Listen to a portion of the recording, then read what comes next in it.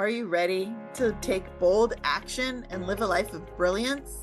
Welcome to the Bold and Brilliant podcast, where women leaders share inspiring stories about daring decisions that shape their business, their lives, and their careers.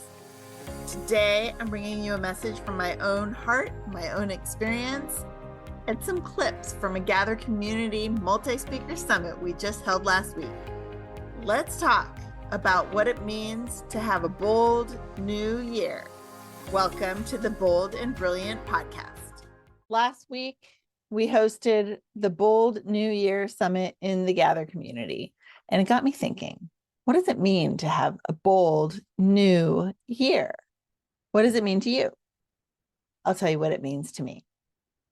A bold new year means stepping into the year with bravery, ownership, leadership, and decisiveness. You may recognize that satisfies the BOLD acronym. This means we're taking charge of our goals, we're embracing opportunities, and we're making things happen instead of waiting for them. Here's what that looks like in action. Step 1, be brave. Be brave. Step outside your comfort zone, take risks, and face challenges head on. A bold new year means daring to dream big and go after what truly excites you. Have you thought about something bold that you could do outside your comfort zone for the rest of 2025? Something you could create starting today that is in that collection of dreams in your mind? What could you take action on today that you were afraid to start yesterday? Think about it. The second step is to own it. Own what? Own your actions, your decisions, and your progress or the lack of progress. Progress isn't linear. Moving forward toward your dream is not linear. Even with the word forward, that might mean 1 step forward, 2 steps back, 3 steps forward, 1 step back, 5 steps forward, 4 steps back. You don't know what it's going to look like. And there is no perfect time to start. We can't wait for things to happen. We have to make them happen with confidence and with accountability. Own it. Own what you're taking care of, own what you're creating, and own that you have the skills and talent and knowledge to do it. Step 3 is lead with intention. Lead your life and your business with purpose and clarity. Make sure that the goals you set are meaningful and that they align with the vision that you have for your dreams. When I was young, I didn't really know what it looked like to be a leader other than positional leadership, being named in charge, having a title.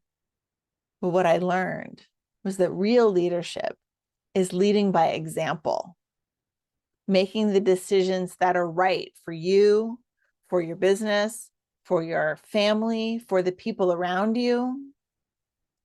Lead with intention. Decide that's what you're going to do. And step 4 is decisiveness. Decide what you're going to do. No more hesitation. Make decisive moves and take consistent action.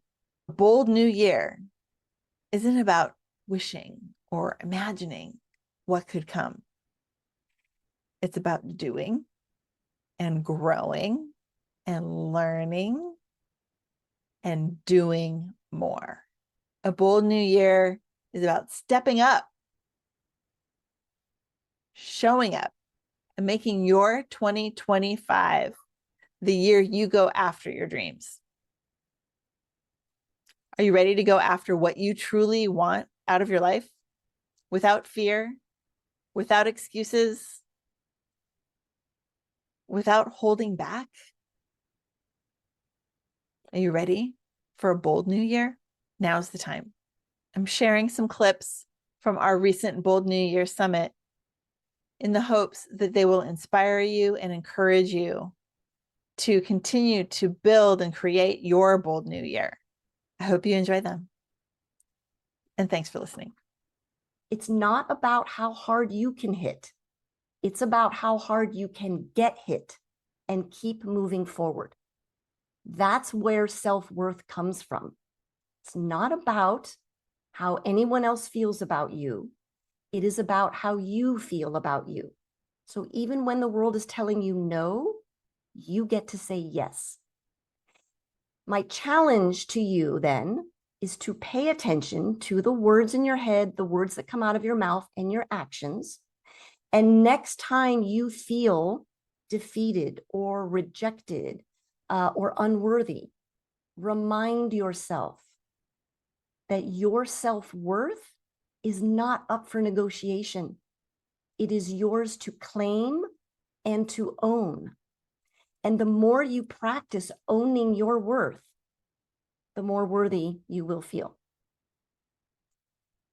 It's the authenticity that you brought today that makes people excited to hear what you have to say. It was really fantastic. So thank you. Congratulations. And Clara wrote some really lovely things in the chat about it as well, and lots of great comments. So I think that, you should be really proud. And I think we all really loved that talk. So thank you so much for that. She does have a free gift on the speaker resource page. It's 7 days of self-worth. Is it a challenge? You'll get an email every day for 7 days, and there's a journaling prompt, an activity, and an affirmation for each of the 7 days. Love that. A whole little series. Yeah. That's great. Paula says she already signed up and the emails are great. Thank you. Awesome. Thank you so much for that. You draw to you what you believe you are worth. That was like, boom. So good. The words that come out of your mouth are even more powerful because you are putting your thoughts into sound. And that sound has a vibration which carries energy. So you are putting that energy out into the universe. And if you're familiar with the law of attraction, which says you draw to you what you believe you are worth, when you put energy into the universe, that energy is going to come back to you. Okay? Make those words positive. Be nice to yourself, whether you're talking to yourself. I do that all the time in the mirror. I talk out loud to myself, always respectful. If you're talking to someone else about yourself, be kind and loving. You can express that you're frustrated without insulting yourself. And then lastly is your actions. Your actions are even more powerful than the words that you're saying silently in your head or speaking out loud, right? Because you are putting your energy into motion, into the universe. So pay attention.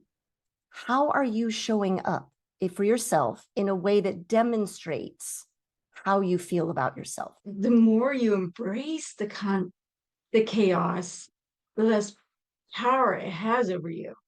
How's that? And identify what is in your control. So what are your strengths and how can you utilize those strengths in the moments of chaos? Because we're all strong.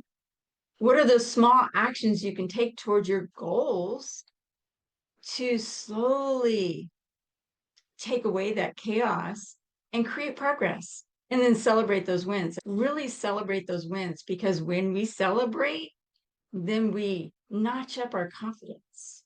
And then we know that we can keep doing that and we can expand on what's possible. And then it's really regaining that control. When I say control, sometimes control can have that positive and yet it can have that kind of negative effect.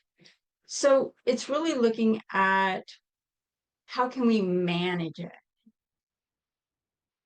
It's really looking at internally, what is our anxiety level around that chaos? What is our overwhelm around that chaos?